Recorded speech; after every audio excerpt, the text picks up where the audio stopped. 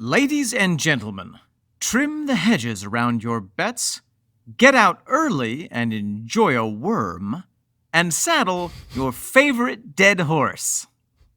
Because it's time to talk Tull to me.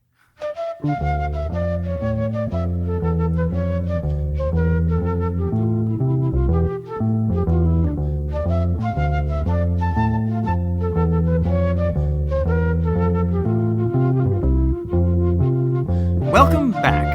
I am Omen Said. And I am Nick McGill. Together we are Feckless Moans. And with all of us, this is Talk Tull to Me. A delightful run through the proverbial fields of prog rock in which Nick and I, sometimes like hares and sometimes like tortoises, will count the birds in the Tullberry bush, count our bassists before they hatch, and try to make a silk podcast out of the wrinkly old hide of Ian Anderson. I'm still tickled by Tullberry bush. That was good. So, Nick.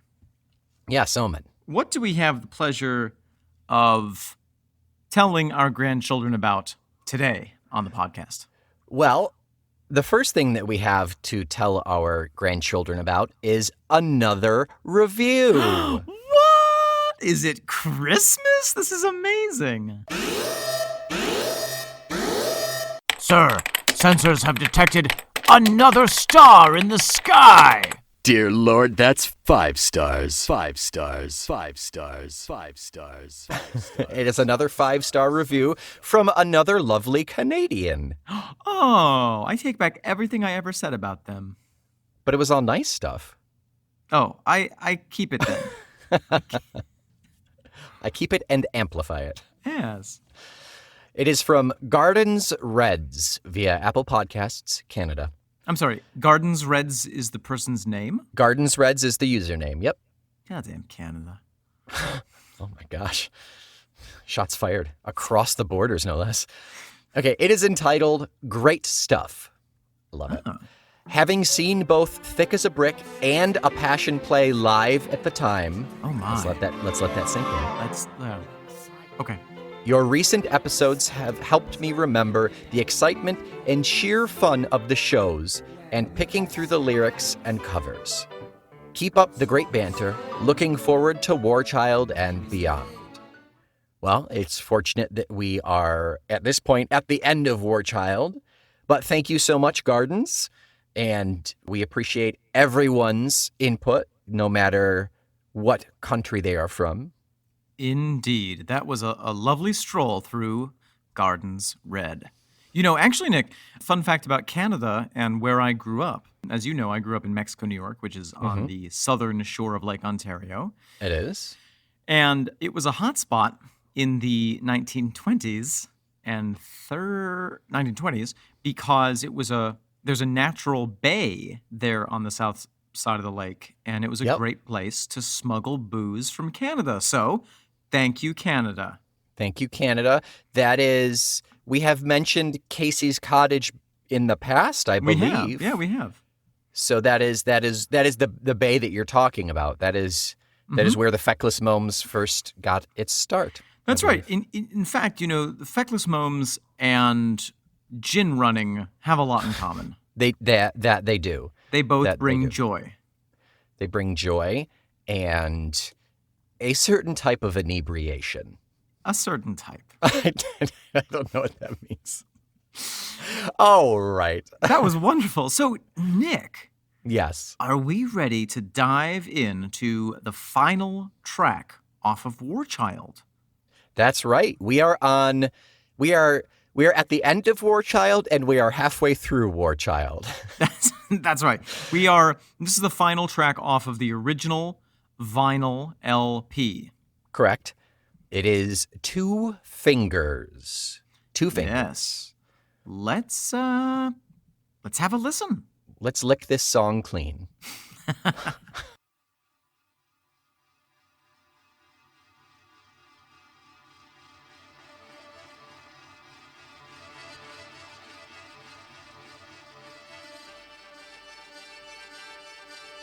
I'll see you at the weighing in when your life's sum totals made.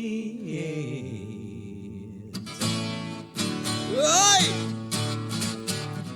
So, Nick, Yeah, Omen. that was the song Two Fingers That By- that was the song Two Fingers. by Jethro Tull. Terribly See you next week. coincidental. Wow. So, okay, first impressions, rapid fire. We'll just go back and forth with adjectives. You go first. Final. Nostalgic. Oh. Positive. Thumper-rumpy. We can use made up words. This isn't Is like it? Scrabble. No, this is English. Bombastic. Oh, I just made that word up. that's great. You should write that one down. I'm out. We Okay, did it. all right, Okay. we're done. We're Garlicky. done, yep. Nope. Okay. Oh. Yeah. Oh, this song kind of bemuses me musically. It's a musical bemusement. Bemusement?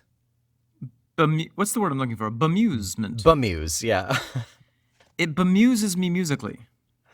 It's a musical bemusement. Yeah. Yeah. I get you. But now, why is that, Nick? Tell me why I'm so confused by this. I mean, there could be a lot of reasons for your confusion. But is it lyrically or is it sonically? Oh man. It's sonically, Nick. It's Okay. sonically. Yeah. It sounds very unique for the rest of this album, I think. I think that's part of it for me. Yeah. It almost, I think you hit the nail on the head, to use a proverb, Nick. I feel like this song, not that it doesn't belong, but it kind of feels like it doesn't quite belong on the album. You know what I mean? Even though oddly enough, it's made up of all those unique sounds that we've heard thus far. We get some serious squeeze box. And the hard-handed miracle worker bathes his hands in blood. We get that reedy sax. Yes. We get some killer Hammond bass in there.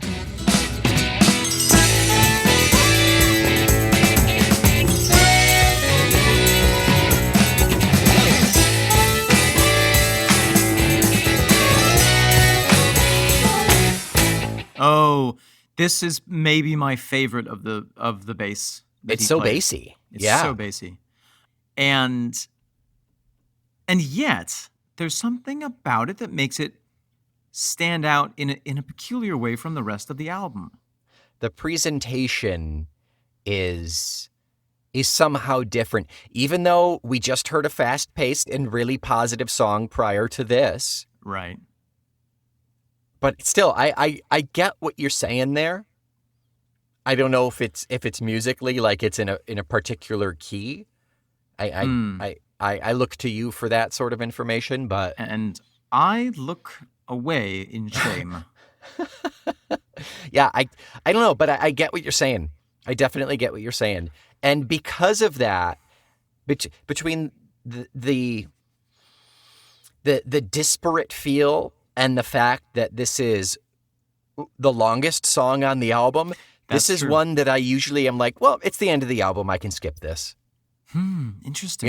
Yeah. I usually, because knowing in 5 minutes I'm going to have to switch to another album anyway. I just go to the next album. To me, this almost feels like it could have been on Aqualung. Oh, this is the one that they said was supposed to be on Aqualung, or it had its origins initially as they were working on it during Aqualung. Isn't that Was that right? the case? I think I look Two to Fingers was you. supposed to be. I think Two Fingers was supposed to be. It was what was it called? Lick Your Fingers Clean first, Right. and then And maybe that's why it sounds like that, because it really does feel like, especially once we get into the theme, it really feels kind of that Aqualung era. But even musically, there's something about it that feels a little bit more Aqualung adjacent, if not truly Aqualung. I don't necessarily feel that way. I going into this, I was going to ask you how was this related to Aqualung? Because it doesn't sound like it to me. Well, thematically, I think that's an easier Oh, question okay. to answer. Sure. But Okay. musically, I don't really know. It's hard to say. But there's something very like straight up about it. Straight up now, tell me, are you really gonna love me forever? Or am I caught in a hit and run? Bow, bow, bow, bow, bow. You know what I mean? I do. I really Yeah. begrudgingly do. Yeah. Huh. Straight up now, tell me, do you really wanna love me forever? Oh, oh, oh. Or am I caught in a hit and run? Remember the 90s, Nick. So Try not to. I don't know what it is about it for me, but there's something about the way that it's constructed. Maybe the riffs, maybe the conversation that happens between the electric and the acoustic guitar. Mm-hmm.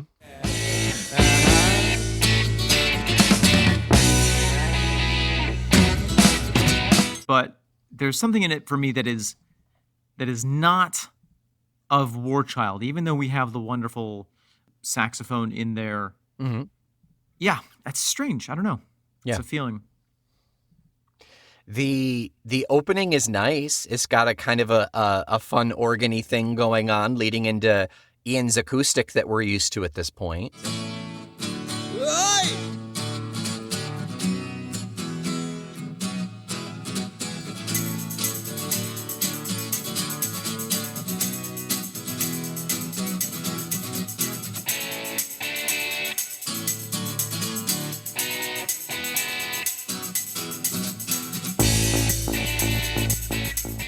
Right, and I do like the switch. I want to be clear. I'm not saying that I dislike this song at all. I quite like it. Right.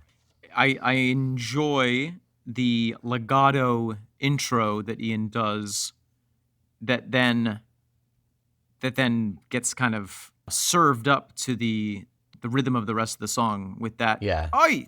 that he says. Yeah. Yep. It's really quite fun. Yeah. It starts out kind of nice and light as almost a preamble or an entr'acte, and then there's a lot of build up until it gets into the real substantial part. And it really does pay off at that point. I especially love as we've said, the bass when it first comes in. Yeah. Oh my goodness. That's one of my favorite Hammond bass riffs ever.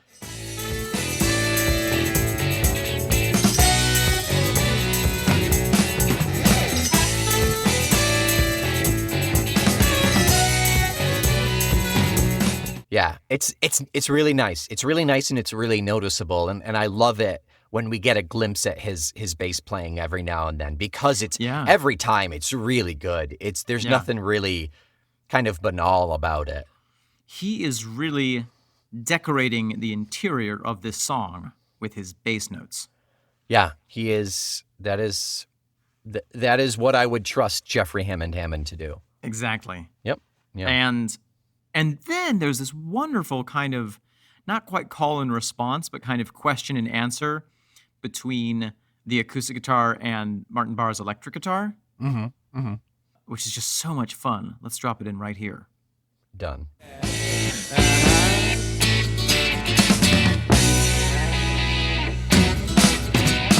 Ooh, yes. Yeah, it is Delightful. fun. It's nice. And that's a nice touch about this song, is it is kind of, even though it's dealing with the end of one's life, like it's a playful sounding song. It's very playful, absolutely. The other fun thing that I want to highlight is Martin Barre's kind of voiced slide that he does. Do you know what I'm talking about? I don't know. I'll find it and put it in. He kind of like does a chord, and then he just like moves his left hand up the fretboard, so you get this kind of like sound on the guitar. Okay. Yeah, It's like- I'll find it. So nice. And again, it's like not something that you hear very much in other songs.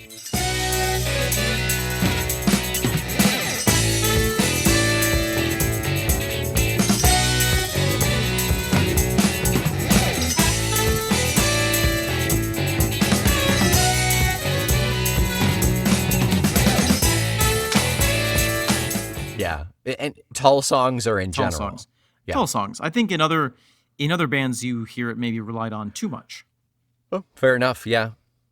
Yeah. You know what Tull relies on is, and I'm going to say it, they rely on it too much. They rely on damn good instrument players. They do. And They frankly, do. I'm a little sick of it. I gotta go with Stevie Peacock here, and they're just too good at what they do, I think. Let me just unfurl my tail feathers for a minute and say I am sick of seeing these professional musicians turning out reliable performances. God, Consistently. Damn it. consistently. It's funny, Nick. So the other day you sent me a live recording of Aqualung, Yeah. and first of all, it is amazing and makes me really I rarely these days feel like I was born in the wrong time period, but I had a little moment of like, oof, I really wish I could have know. seen them at that time, because it must have been know. from the mid 70s It was or late 70s at the from latest. 75. Okay. But From there was 75, yeah. But there was a point after the song where Ian was like, I just realized in the middle of playing that song that I stole a line from Robert Burns's poem. And then he recites the Robert Burns poem, which has a line, "Don't you start away uneasy." And he's like, terrible thing to realize 5 years on while you're playing it. And I thought, oh my God, what an amazing thing. And then I thought, wonder if he says that to all the audiences. Yeah. Yep. I'm not special for you anymore, Ian. But also, who cares? Who cares? Yeah. Yeah. Yeah, I was listening to that album and I could see Raven like physically cringing as the music was playing. She just does not like Tull. But I turned to her, I was like, oh my God, they're in their prime here. They're so good. And she just gave me that like, yes, dear, smile. Well, Tull is a lot like cilantro. Either you like it or That's right. you're wrong. That genetically you are wrong. There was a mistake. You are an Somewhere. affront to God. Speaking of which, let's talk about that saxophone, Nick. It is the least reedy of the sax we've heard thus far, but it's still not bad. It's still not terribly offensive. You know what I realized? I was walking today on the streets, and And my shoes were on the wrong feet. how did you know? I was listening to this song and I was thinking about how much I dislike the saxophone as an instrument in general, and then I was thinking how much I like it when Ian plays it, and I had this realization, and that is that Ian Anderson plays the saxophone as if it is the much more noble predecessor to that instrument, the sack butt. Is there a distinctly different way to play the sack butt? Well, just this. No, you play it with your mouth, just like the saxophone. But I mean, the way that he approaches it with a sense of earthy nobility. Whereas saxophone players, for some reason, approach their instruments often with a kind of sleazy lechness. I'm looking at you, Bill Clinton. I'm How do you feel? famous sack butt player, yeah. Also played the famous saxophone player. Well, I think he played a few sack butts as well, if you know what I mean. I He put think I his- might. He could have sacked a few butts. In his time. How do you feel about the bagpipes from Third Hurrah? I like that I'm not right next to them. I think they're an appropriate use of the instrument in that context. Okay, that was a test to see if any instrument Ian played you would like. Probably. He played the bagpipes. Yeah. I like the bagpipes in that context. That's what I'm saying. Yeah, I liked them. Yeah, they're fine. Great. Oh man, this song. If Third Hurrah was the wrap up montage of the movie, Yeah. this is the end credits of the movie. Exactly. Yep. Where we get to see the bloopers. Yeah, exactly. It's like the lighthearted Marvel. Exactly. Credits. Guardians of the Galaxy. It's Right. Yeah. Little It's Paul cutscenes. Rudd and what's his name? The one who was in Guardians of the Galaxy. That guy. Chris Pratt. Yes, that one. It's those two just being goofballs. Yes, exactly. Yeah.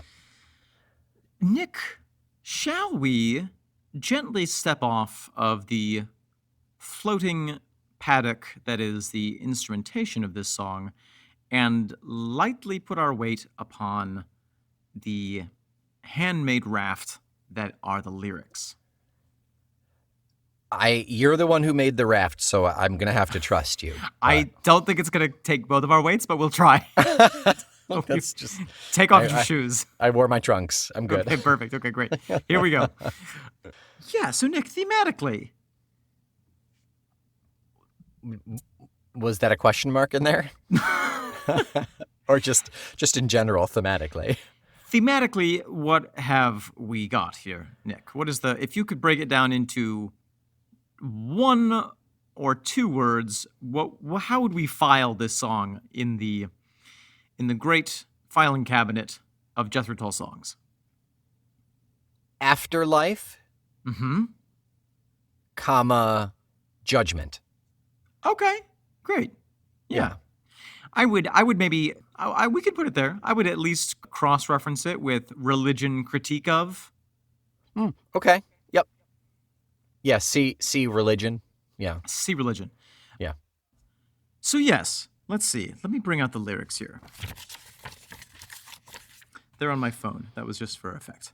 I'll see you at the weighing in when your life's sum total's made. I'll see you at the weighing in when your life's sum total's made. Well, that's pretty evident, isn't it? Yep. When you are judged at the end of your life, then Ian will see you. But yeah, is this Ian? Is this God? Is this who is singing this song?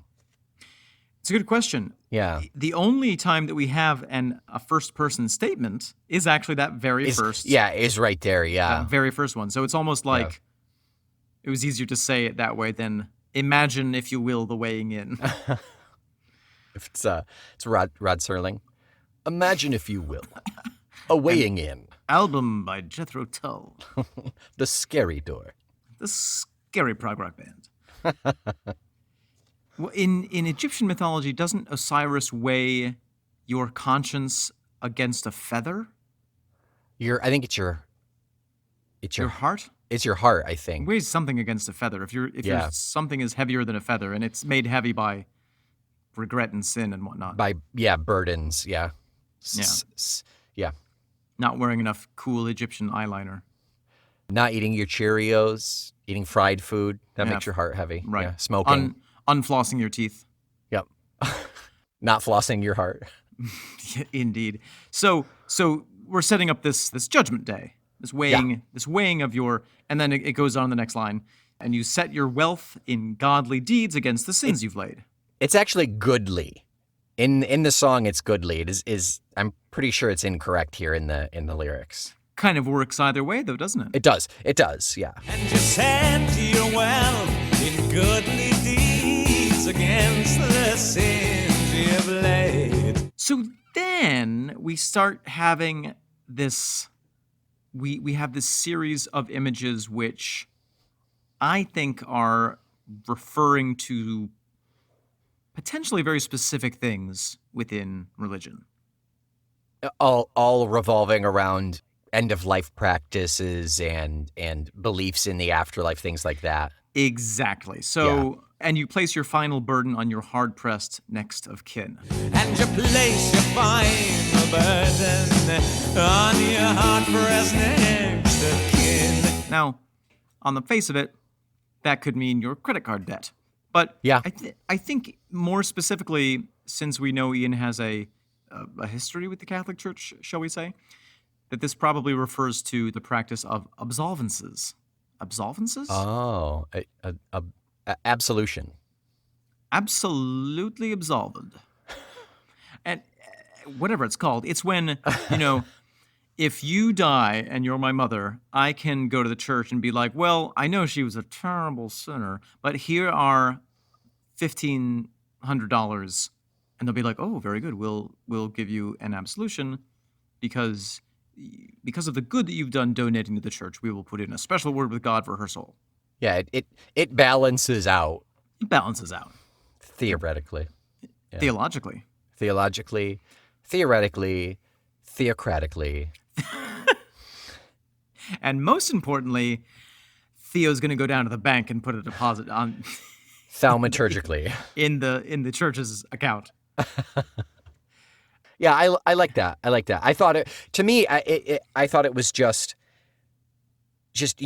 a guilt. You just leave guilt behind. Well, yes. And what does guilt do, Nick? It makes people spend money on you. That, maybe. Sometimes. Maybe. Yeah. And then the next couple of images as well. This next line is one of my favorites. Oh, why didn't you read it for us? Thank you. Send the chamber pot You can back do it. down the line. I don't like this relationship.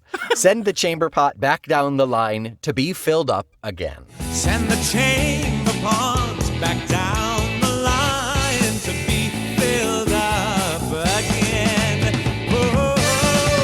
So that could again mean a couple of different things, but I think it's I think it's sort of a play on the passing of the donations bowl at Yeah. church.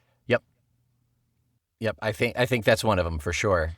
This wouldn't be the first time in literature or in songs where money and poops, number twos, feces are A plural of poop is just the funniest thing.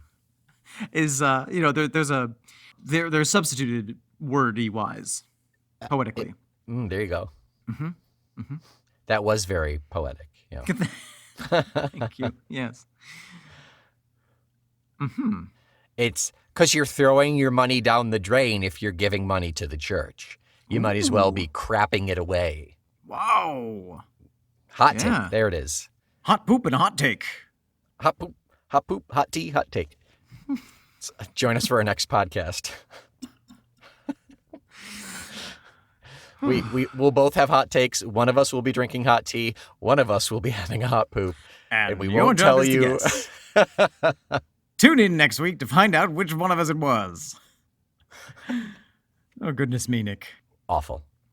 Literally. Yeah. So then the next bit of the song, the next stanza, if you will, that's where I start to lose the pedal a little bit. Yeah, I hear you on that.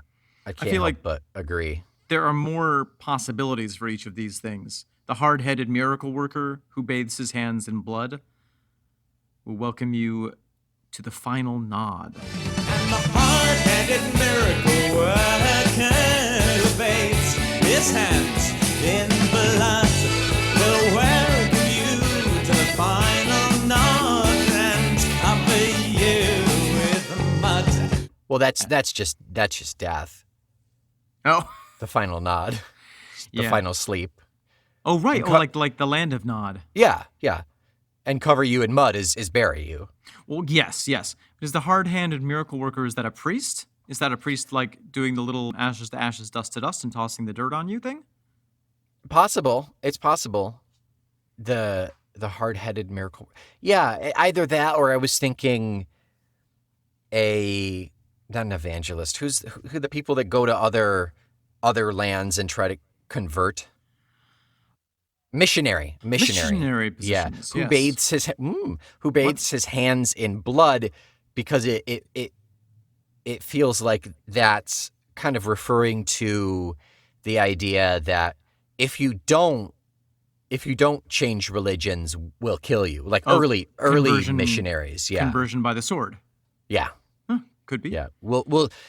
Your soul is more saved by us killing you now and praying for you than you living the rest of your life as a heretic. Heathen. Yeah, totally. Heathen, yeah. Totally. I think that's a fun, and by fun I mean horrifying comparison. Yeah, thank you. So then we get to the central image, the titular image of the song. Yeah. You'd better lick 2 fingers clean. He'll thank you all for that. Yeah. Well, you better lick 2 fingers clean. He'll thank you all for Well, let's do the line before that, because maybe that offers something here. And he'll say, "You really should make the deal," as he offers round the hat. Quote, "Well, you'd better lick Two Fingers clean. He'll thank you all for that." And he'll say you really should make the deal as he offers around the hat. Well, you'd better lick 2 fingers clean. He'll thank you all for that. Well, in that context, I mean, making the deal as you pass around the hat seems pretty obvious. Chuck up some cash if you want to get across the sticks to the place you want to go. Okay, so it's the same. Oh, no. See, I thought it was the same, like giving the tithe, but that makes sense too. Well, it could be either. I mean, it's in any way, it's giving money to the church. Right, but I don't think that Ian would use the same imagery twice here. I don't think he would be so heavy-handed. So I like the idea of it being like the toll for Charon, but what's the 2 fingers? You'd better lick 2 fingers clean. He'll thank you all for that. And that's the hard-headed miracle workers saying that. It is. He'll thank you all for that. Him being God? Could possibly, yeah. I better mean, lick 2 that's the fingers whole clean. deal with the church, isn't it? It's like give money to the church and you'll be rewarded in the afterlife. Mm-hmm. Mm-hmm. So I have 2 theories regarding lick 2 fingers clean. Okay. 2 fingers in Britain could refer to the gesture which the equivalent in the States is 1 finger, and we call it flipping the bird. Yep. It's the same gesture in England and goes back to, as all Tull Skulls will know, the Battle of Agincourt between France and England, during which time the English, although they were terrifically outnumbered by the French, had the high ground and also the advantage of the longbow, which allowed them to decimate the French army.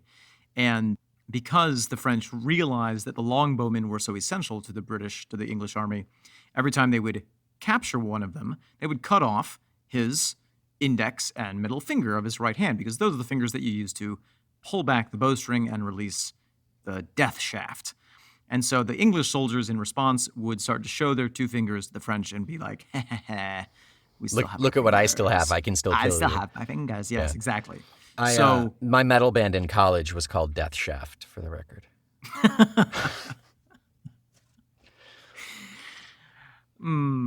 Yep. Okay, but what is licking yes, licking the Agincourt. So it could refer to that. It could refer. Okay. It could be sort of a sneaky way of saying, like, give God the finger, as it were. So I like the idea of that, but what's the licking the 2 fingers clean part?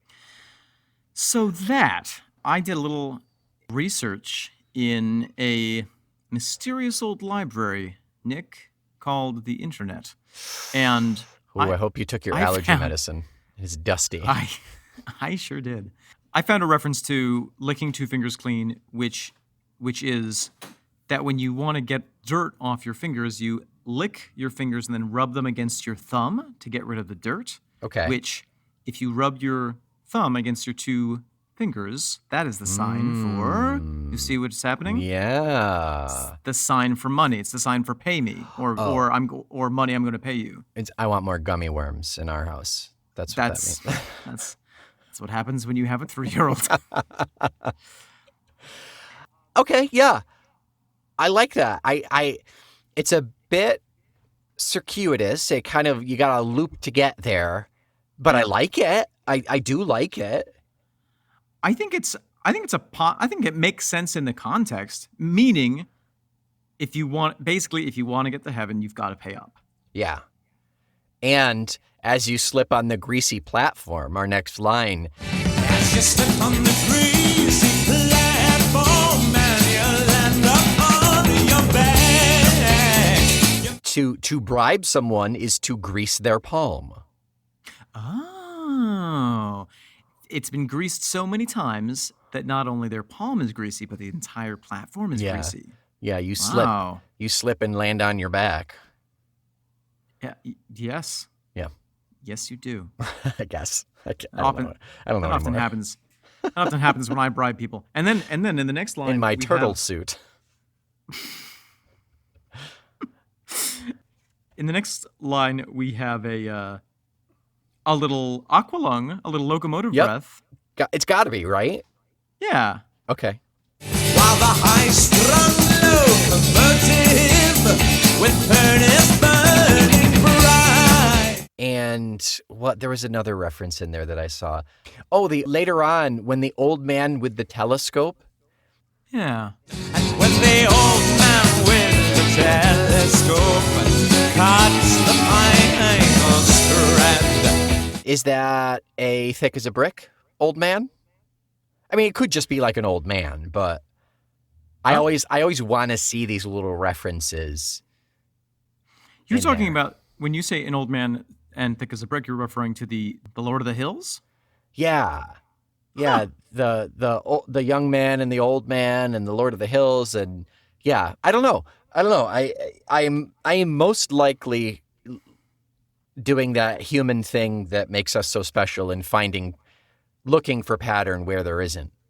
We sure are special, Nick. Mm-hmm. My next.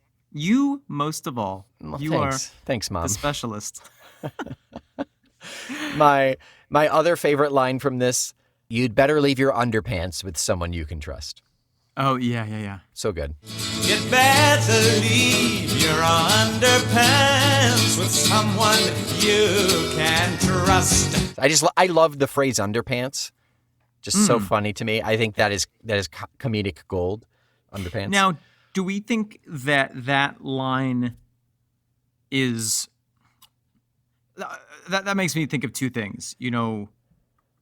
Has anyone ever told you like, oh, you should always wear clean underwear because you don't know if you're going to get hit by a bus, and then when they like strip you down in the hospital, they don't want to. If you'll be embarrassed if you have dirty underwear. Yeah. That's Okay, why I don't wear underwear. That's why every time I see a bus, I rip off my breakaway pants and underwear. I've made so much money doing it. It's crazy. I'm telling you, if I get hit by a bus, my clean underpants are going to be soiled. I promise you that. So it could refer to that. It could mean like, leave your secrets with somebody who won't rat you out or who won't soil your name. Sure. But I also wonder if there's a kind of a religion reference in there obliquely, leave the care of your religious affairs to someone who's going to continue to pay. Huh. Okay. And just underpants meaning something, I guess, precious? Like. Yeah, I think so. Something Okay. Very personal to you. I suppose it's possible. Close to home? Yes, like that. Yeah. It also, to me, it harkens back a little bit to Skating Away. Yes. You didn't stand a chance, son, if your pants were undone. You didn't stand a chance, son, if your pants were undone. Like, I don't know. Like, I'm seeing patterns here. We've done so much Tull at this point. In conclusion, Nick, pants. Pants? Yes. That's Mhm. it. Mm-hmm. You know what this song reminds me of, Nick? What's that?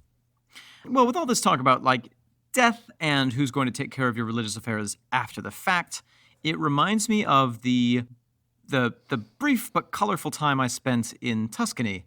And the school that I went to there was very close to a cemetery. Okay. And in Italy, it's very common because Italy is old and they don't have as much land as we have over here in the States to bury people in, I don't remember what they're called, but they're like little death apartment buildings. Like they're mausoleums, but they're like condoized. So imagine like a big marble wall Oh, yes. that's let's say 14 feet deep, and it's cut into little boxes, little drawers. It's like a card catalog in the library, and it's just Yeah. a wall of them.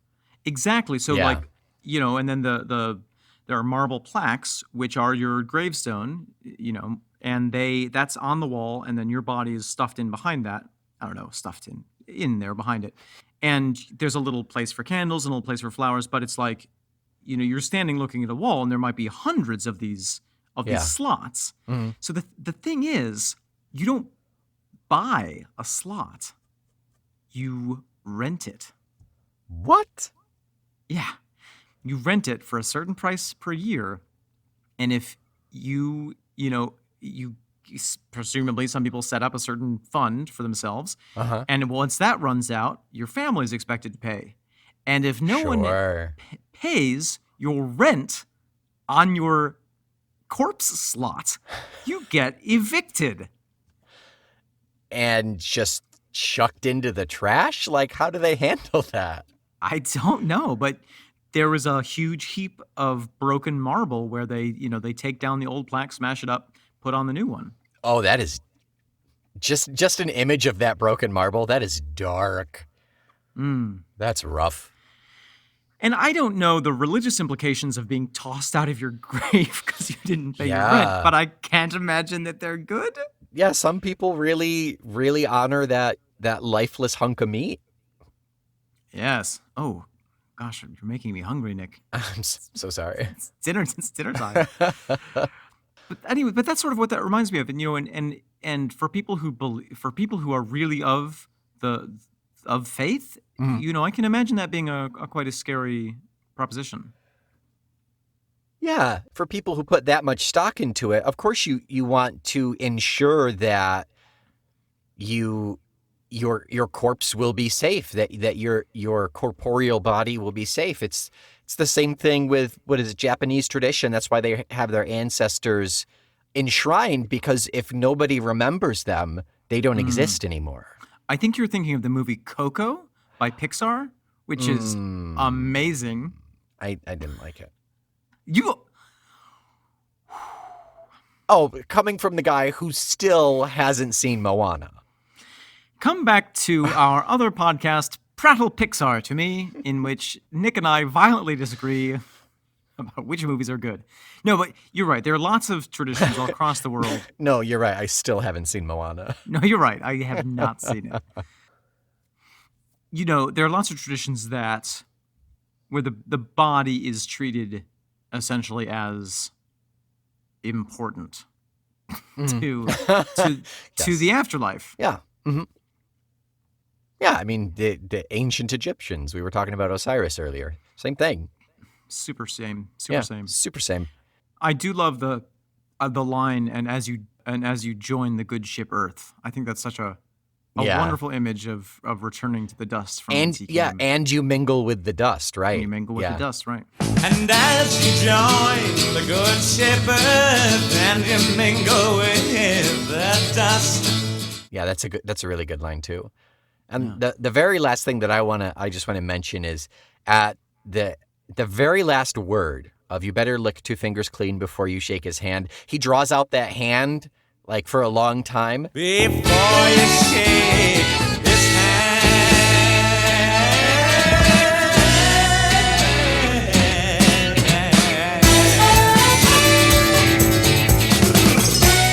And then I don't know if you caught it. Underneath everything, he goes like he's cold or something. He's like shaking his face. It's great. Wow, interesting. Yeah. I don't know why. It could have significance. It could just be that kind of glimpse at the singer, like the Oi gave us early on. Right. Which is lovely. Kind of bookend. Yeah. Now, Nick, this could be the seltzer water talking, but I wonder if there is a performative opportunity that was written in to this song. First of all, I want to ask you, have you ever seen Mork and Mindy? No, I never have. Well, Mork is the alien, Robin Williams' first role. Right, okay, sure. He drinks anything carbonated, and the way it works with his system is it makes him drunk. So seltzer water. Yeah. I feel that. Go on. So you were saying he draws out the word hand. Yeah. Depending on how hard you hit that H, you could make the audience. Oh, You know what, Nick? I just realized how foolish all of that was. It doesn't make any sense at all. Redact. All I was thinking lick his hand, as in lick his Like his and clean. and right, but it doesn't. That's not the lyric. So I will do cut my that. best. I'll do my best to cut that and make it make sense, but I can't. no, make any don't promises. just cut out the entire thing. We'll start the episode over. Yes.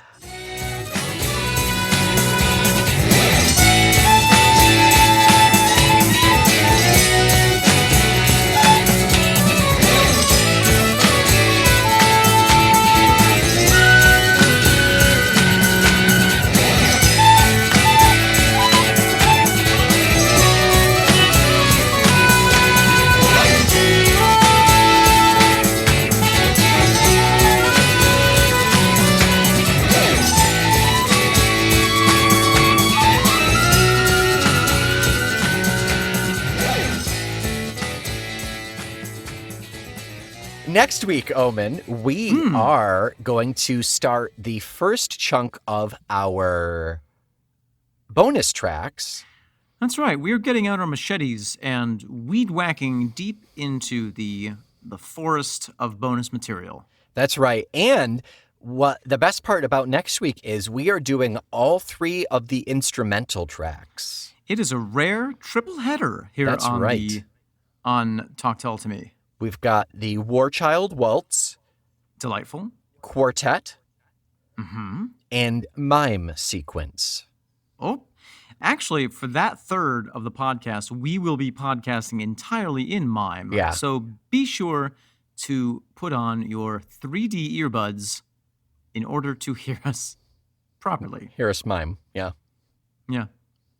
Yeah. My mime accent is really rough, so you don't laugh, please. Yeah, well, we'll have subtitles, obviously. Yeah.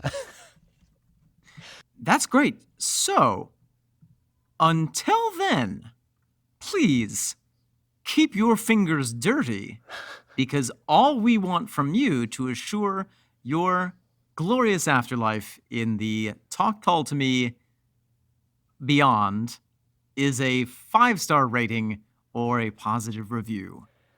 Use at least 2 fingers, if not all 10. Depends on how good of a typer you are.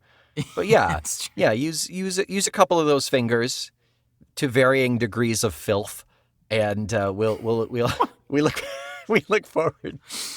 We very much look forward to your 5-star ratings and reviews that we will read on an episode, just like Gardens Reds.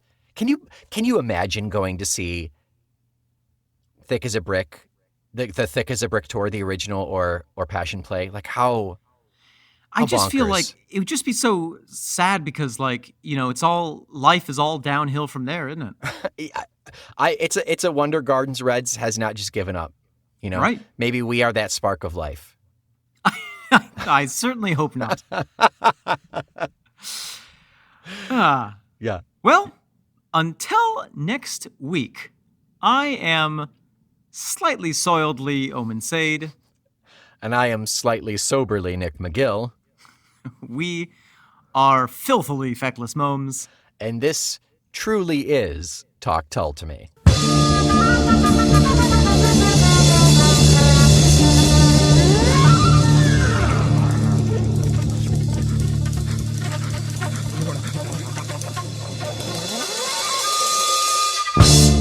Hi, I'm sorry, sir. We're closed for the day. It's No. I just got to get this paperwork. It just needs a date stamped today. All you just got to stamp it. I'm really sorry. It's 4:05. We should have been closed, 5 minutes ago. You'll have to come back tomorrow. No, but I'm the last one in line. You can't.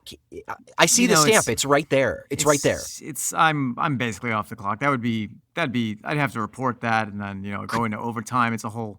Could the you whole just thing. could you just look over there What do you- I'll reach over do you- there and stamp it? What's that? What do you? Over there. What do you- That just what's- fell out of my What? my hand. What are you trying to? Are you suggesting that I? What is this? Oh, this isn't even money. It just says Talk Tull to me as a proud member of the Feckless Momes Audio Network. Yeah. Stamp your goddamn paper and get out of here. Thanks.